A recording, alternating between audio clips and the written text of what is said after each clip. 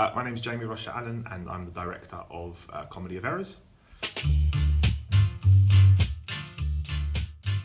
So this is my first time working at the Grand, and I've had a great time working with all the people here.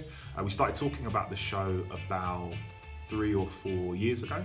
So Seth, who's the artistic director, and myself have been kind of looking for shows to do. And I pitched him the idea of doing a Shakespeare, and specifically Comedy of Errors, because I thought that it was a kind of a good one for the Grand to start with. So when I was younger, I never thought that Shakespeare was for me, but it's because I realised I was watching sort of not very good productions. And so when you concentrate on the actors really understanding what they're saying, then that translates to sort of an audience following along. So one of the things that people most ask about when I do a Shakespeare play is the language, because obviously the language is very different than modern language.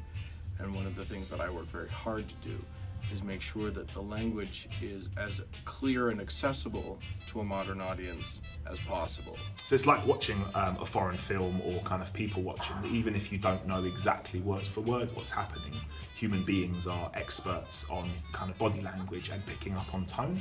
So as long as the actors are sort of really clear on what they're saying, then I think hopefully the audience will be as well. And comedy is one of the shortest and one of the sort of simplest stories to understand, I think, in terms of Shakespeare. So this opportunity's been a blessing to sort of watch a working director and how they disseminate the text, and how he sort of figures out the plot holes by putting in some sort of physical action or some sort of gesture or some sort of response, and really just taking something that's 2D, that's in a book, and creating it to something visually outside.